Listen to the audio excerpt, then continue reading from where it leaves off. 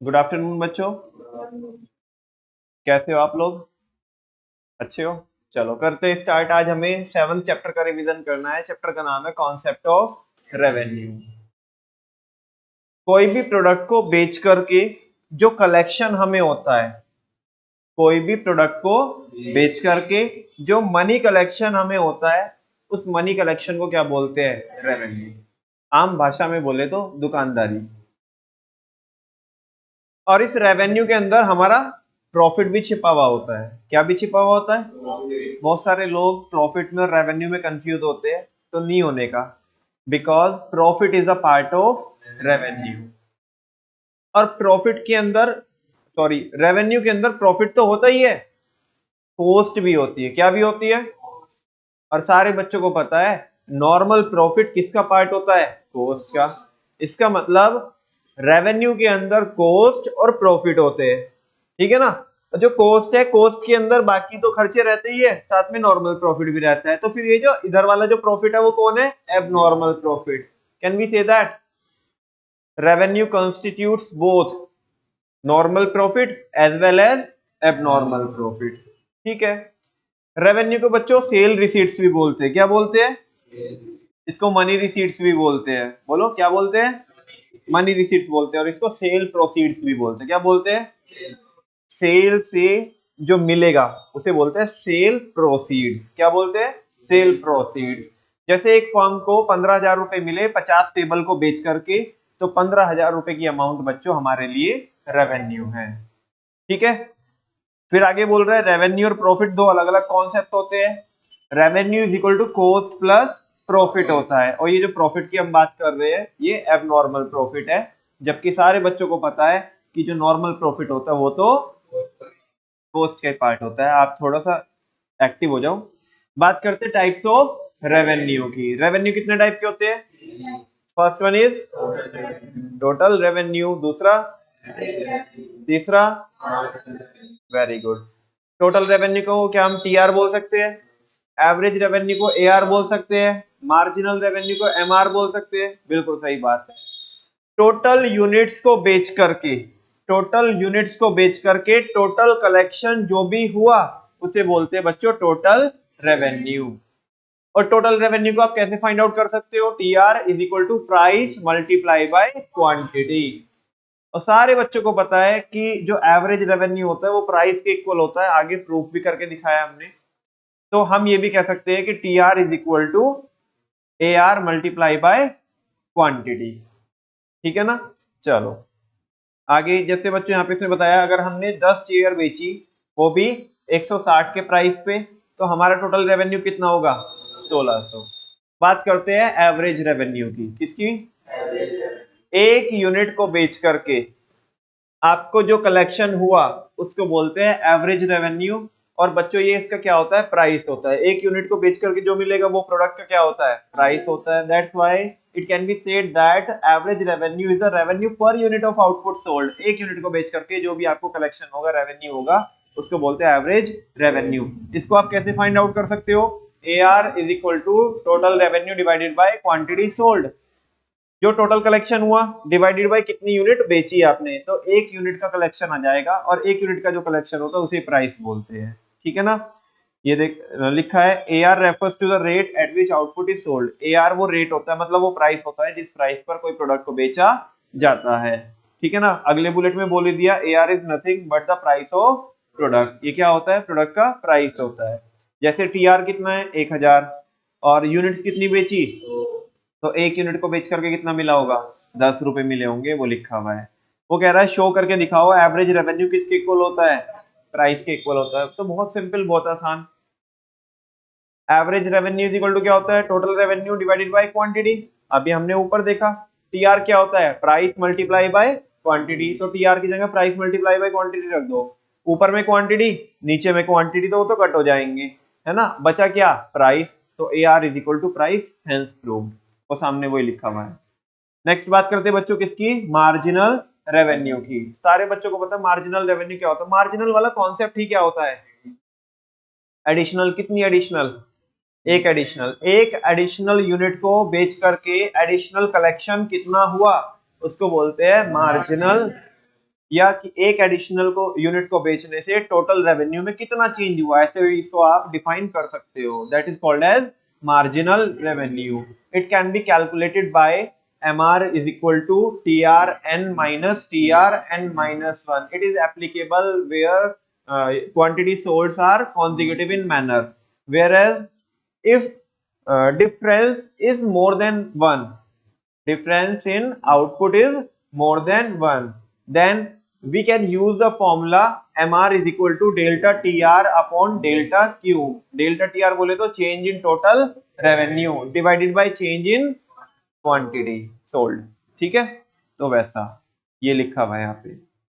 जैसे इसने बोला एग्जाम्पल के तौर पे, अगर हमें टोटल रेवेन्यू मिला है बच्चों 10 चेयर को बेच करके 1600 और 11 चेयर को बेच करके 1780 1780, then what will be the marginal revenue derived from 11th unit 180 180। That is कैसे कैलकुलेट किया आपने 1780 माइनस 1600। ठीक है ना, वो हो गया। अच्छा, TR is the summation of MR. TR किसका समेशन होता है? मार्जिनल रेवेन्यू को आप जोड़ते जाओगे जोड़ते जाओगे जोड़ते जाओगे तो क्या मिलता जाएगा आपको? टोटल रेवेन्यू मिलता जाएगा। अब देखते हैं ये रिश्ता क्या कहलाता है, किसके बीच में? A R M R and T R के बीच में। बशर्ते देख कब रहे हैं, जब प्राइस क्या रहते हैं बच्चों? कांस्टेंट रहते हैं। सारे बच्चों को पता है कि प्राइस कांस्टेंट कौन सी मार्केट में रहते हैं? परफेक्ट कंपटीशन में। और वहां पे अपन लोग प्राइस टेकर होते कि प्राइस मेकर होते हैं? प्राइस टेकर होते हैं। कौन प्राइस निकाल के देती है? इंडस्ट्री प्राइस निकाल के देती है। हम तो उसी प्राइस को क्या कर लेते हैं? टेक कर लेते हैं, अडॉप्ट कर लेते हैं। ठीक है ना। आप देख रहे होंगे यहाँ पे मैंने क्या बनाई है, टेबल बनाई है। क्वांटिटी 1 से लेके 5 तक है, प्राइस सेम है।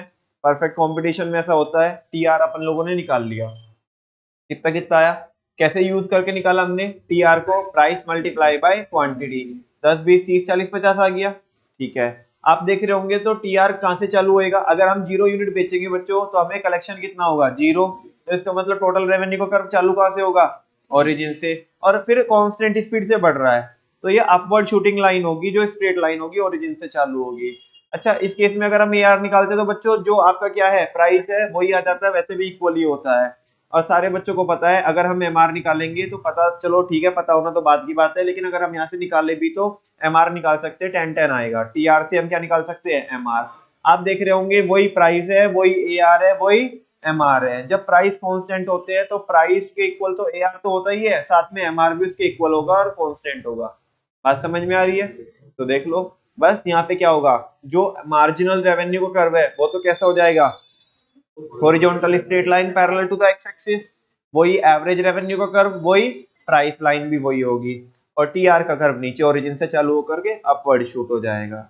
When the price is constant, MR is also constant, and in this case, AR is equal to MR is equal to price. ऐसा परफेक्ट कंपटीशन में होता है जहाँ पे फर्म प्राइस टेकर होती है, note a price maker. Price कौन निकाल के देती है?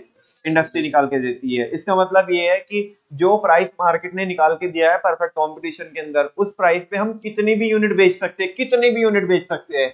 हम कह नहीं सकते कि कितनी यूनिट बेचेंगे। दैट्स वाई बच्चों, जो कर्व हॉरिजॉन्टल स्ट्रेट लाइन होती है parallel to the X axis, ऐसे डिमांड कर्व की जो इलास्टिसिटी होती है वो इनफाइनाइट होती है। क्या होती है?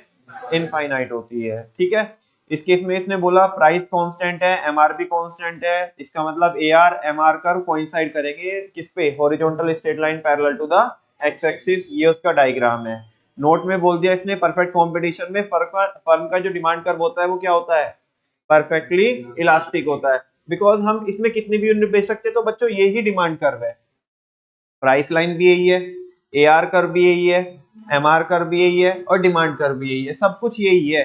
ठीक है ना, किसको छोड़ करके? टीआर को छोड़ करके। तो बस इस केस में ईडी कैसी रहेगी आपकी? इनफाइनाइट रहेगी। ठीक है ना। और बाकी तो इसने बोल दिया कि वो सब कुछ सेम है। कांस्टेंट एमआर का मतलब है कि टीआर बढ़ेगा तो, लेकिन कांस्टेंट रेट से। बिकॉज मार्जिनल वाला जो कॉन्सेप्ट होता है वो किसकी स्पीड बताता है? टोटल वाले की, है ना। किसकी बताता है? हालांकि हमने एक ऑब्जर्वेशन देखी थी जो हमें किसने बताई थी? अग्रिमा ने बताई थी कि कॉस्ट वाले चैप्टर में जो मार्जिनल वाला कॉन्सेप्ट होता है वो वेरिएबल वाले की भी स्पीड बताता है। किसकी स्पीड बताता है? टोटल की तो बताता ही है, साथ में किसकी भी बताता है?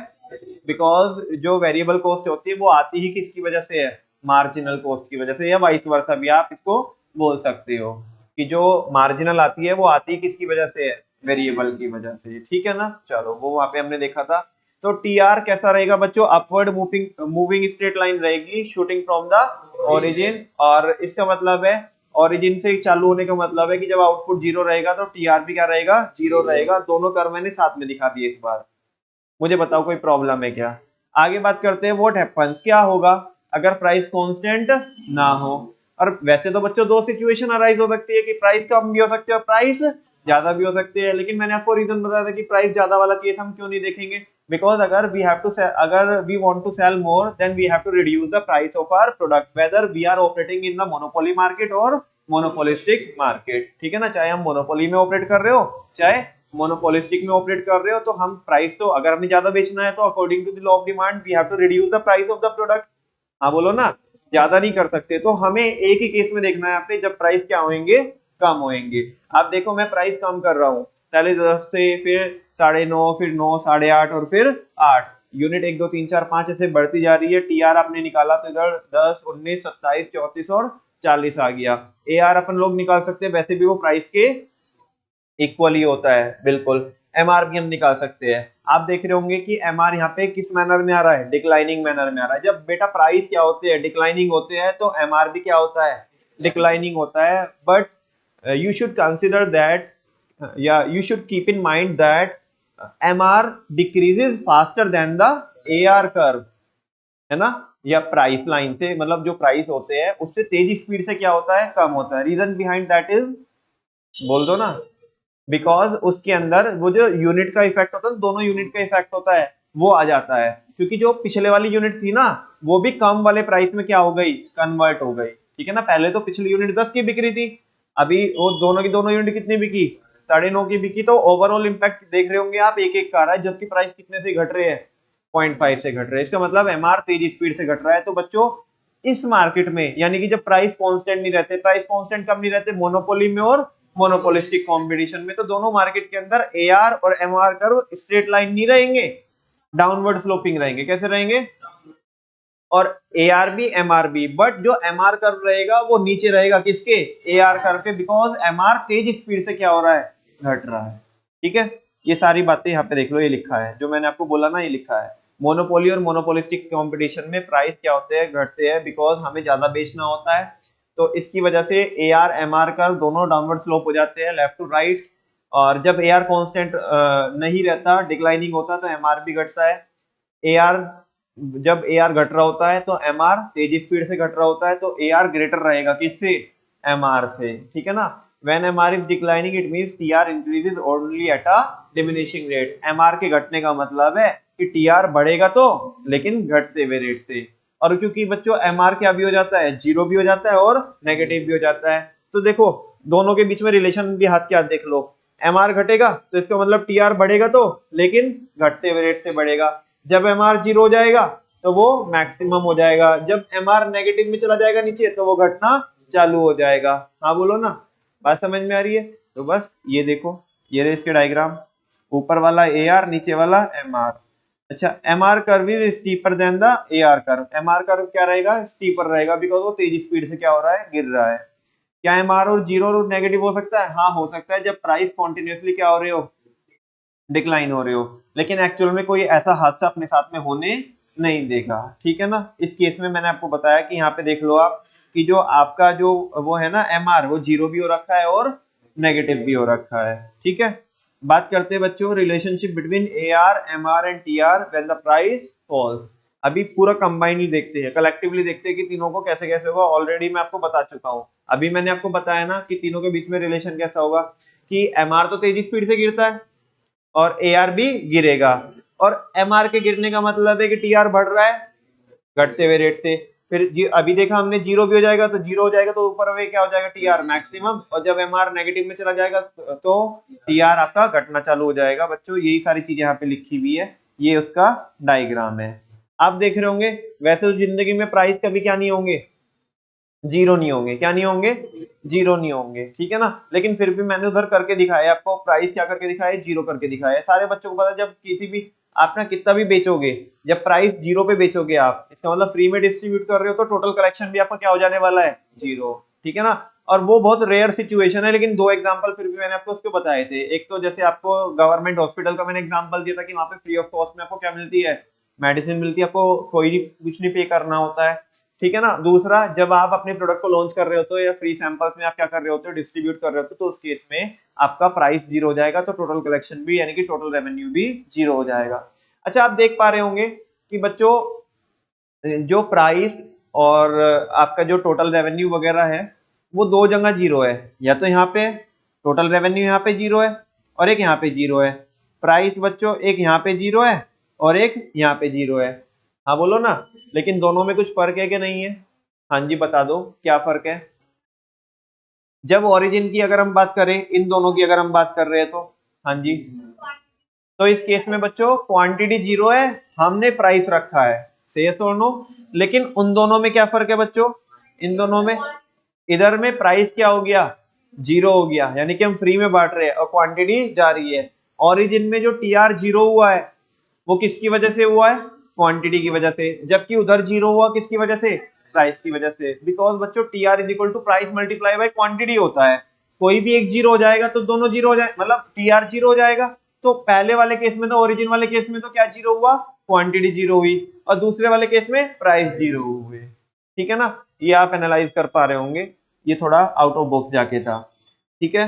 ये मैंने आपको बता दिया कि एमआर 0 भी हो सकता है, नेगेटिव भी हो सकता है, लेकिन एआर कभी भी 0 नहीं होगा, except AR and TR touches the x axis. एक सिचुएशन में क्या कर सकता है, टच कर सकता है, जब वो x एक्सिस को टच करेगा तो उस केस में 0 हो सकता है, that is AR is equal to TR is equal to 0। In this case the commodity is distributed at free of charge. उस केस में हम फ्री में बेच रहे होंगे, गवर्नमेंट हॉस्पिटल का मेडिसिन का एग्जांपल वहां पे लिखा हुआ है।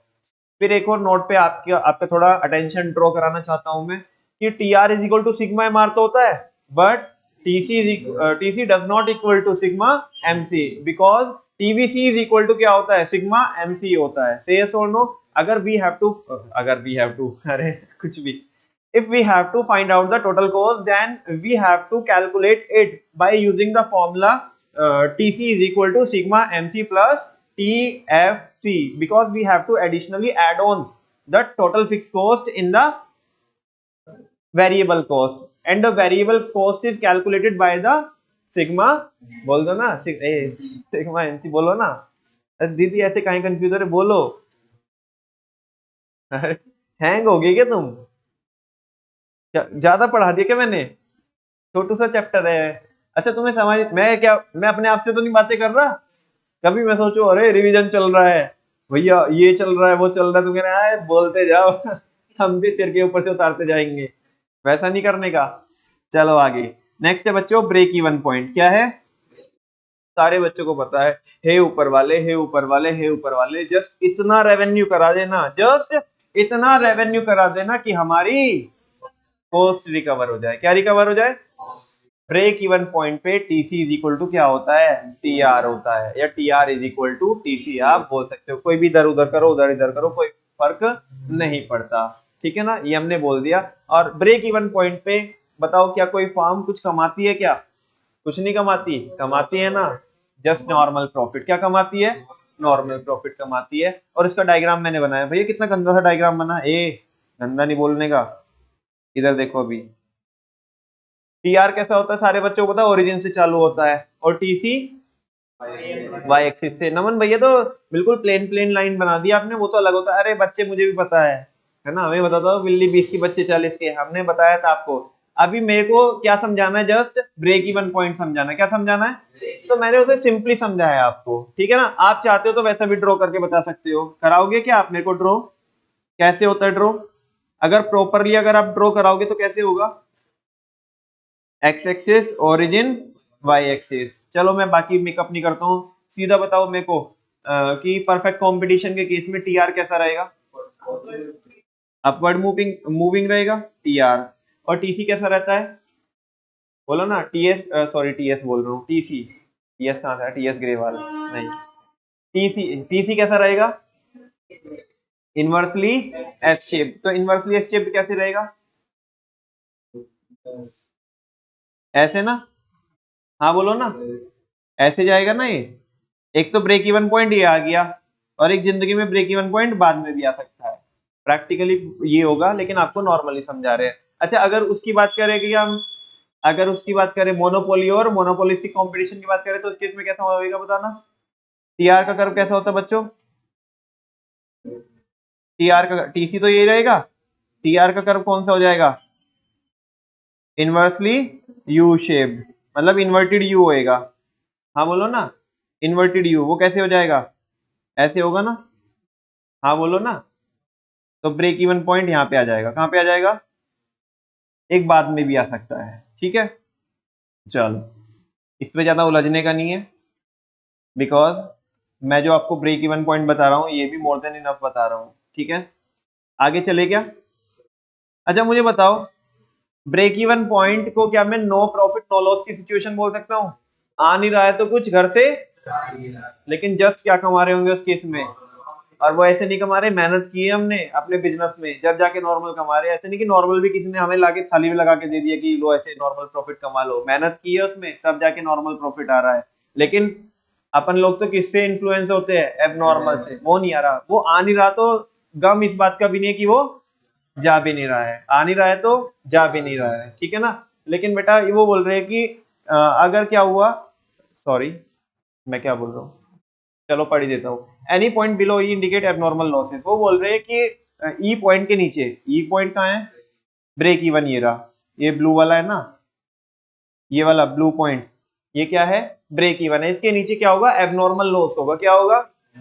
ठीक है, बचकानी हरकतों करके ऐसे बोल रहा है वो, है ना, वो ऐसी ऐसी हरकतें कर रहा है कि एबनॉर्मल लॉस है। लेकिन सारी चीजों में मैंने आपको बताया था कि इसमें 3 सिचुएशन बनेगी, ठीक है ना।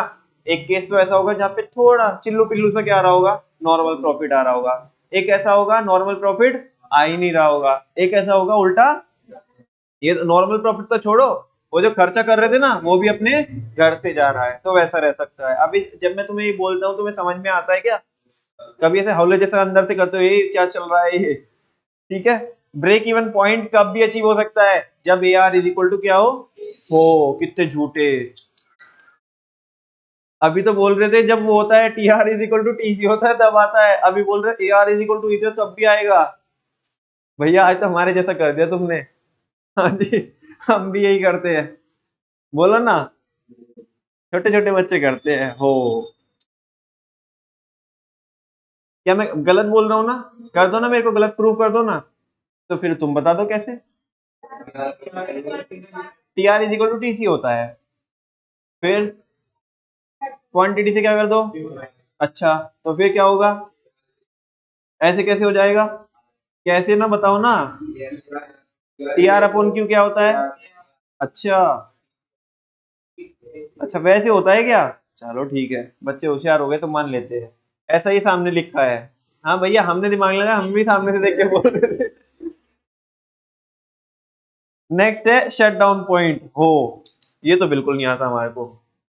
शट डाउन हो, मजे की बात तो मैं, मेरे को भी नहीं आता, मैं भी भूल गया। इसमें हम, हाँ ये तो याद आ रहा भैया, इसमें हम अपना बिजनेस बंद नहीं करेंगे। लेकिन नाम तो इसका क्या है? बेटे नाम के बहकाए में मत आना इसके, ठीक है ना। ये ऐसे नाम से तो बहका रहा है, शट डाउन पॉइंट कह रहा है कि बंद कर दो, नहीं करेंगे बंद, ठीक है ना। ऐसे अगर बंद कर देंगे ना तो पगलैट वाला डिसीजन हो जाएगा ये, ठीक है ना, बड़का बड़का पागल बन जाएगा हमारा। समझे क्या आपको? शट डाउन पॉइंट बता दो मेरे को क्या होता है? जहाँ पे जस्ट हमारी फिक्स कॉस्ट कवर होती है, वो वेरिएबल होती है, फिक्स नहीं होती। अच्छा, जब फिक्स कॉस्ट कवर नहीं हो रही तो कर दो ना बंद बिजनेस। क्यों क्यों क्यों? डायलॉग तो मार दो एक बारी। नहीं मार दो ना डायलॉग।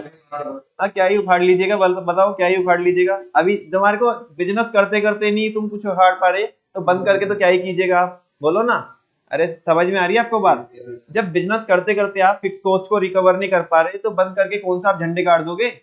हाँ बोलो ना, कोई 30 मार खा, ऐसा कोई ना है कि कोई बिजनेस बंद करके फिक्स कॉस्ट क्या हो जाएगी, लेकिन वो तो फिर भी आएगी ना, पहले भी आ रही थी।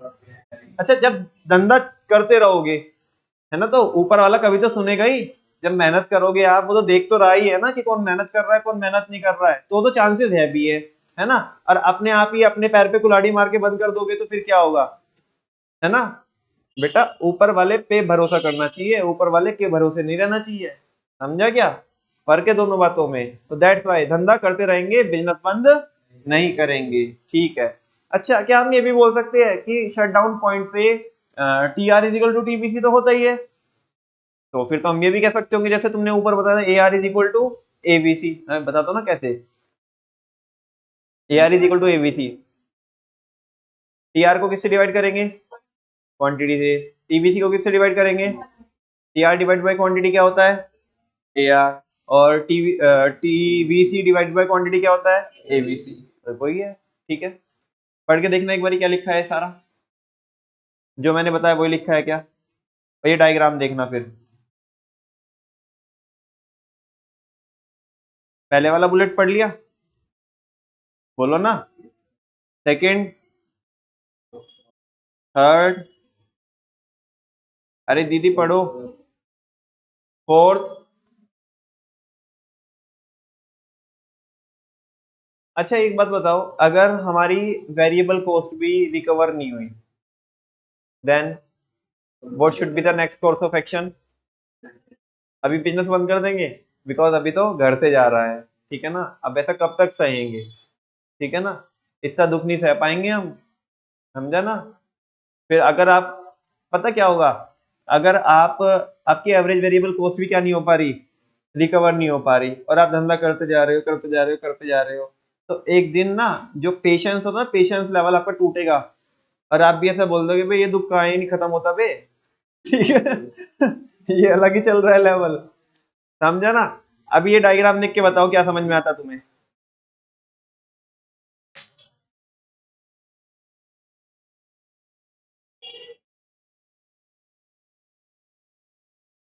बोलो क्या समझ में आता है ये डायग्राम में, मेरे को बताओ शटडाउन पॉइंट कहाँ पे है, ये, अच्छा हम होशियार हो गए, शटडाउन पॉइंट बोले तो एस, बिकॉज यहाँ पे क्या हो रहा है, जो आपका क्या है, ए आर है, वो किसके इक्वल है, एबीसी के इक्वल है, समझ में आई बात।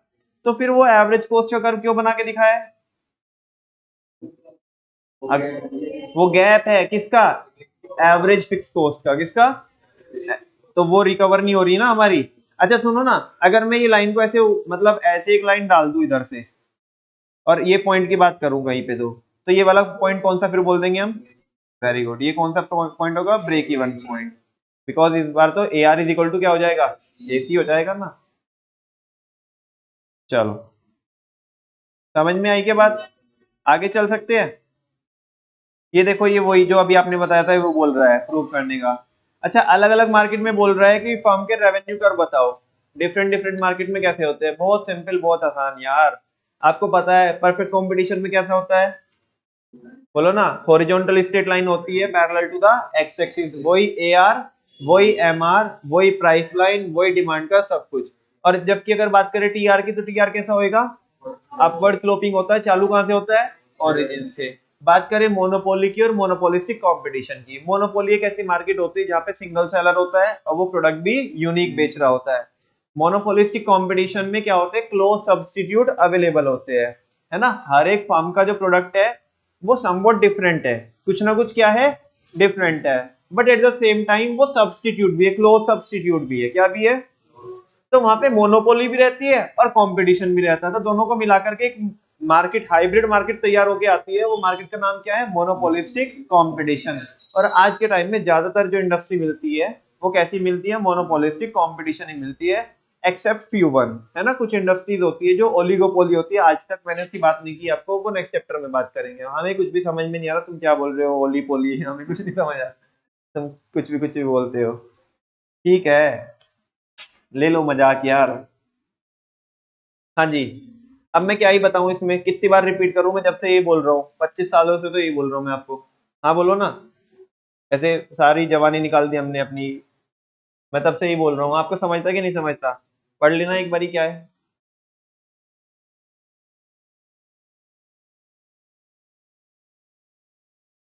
और ये इतना ही प्राइस कैसे आया, प्रैक्टिकली मैंने ये भी करके दिखाया था आपको कि ये ही प्राइस कैसे आया, अरे कुछ नहीं करने का, इधर ना इंडस्ट्री का ग्राफ लो और इधर ऐसे आ जाएगा ये, ठीक है ना, ये प्राइस निकल गया यहाँ पे, बस ये इसी के सामने हो गया,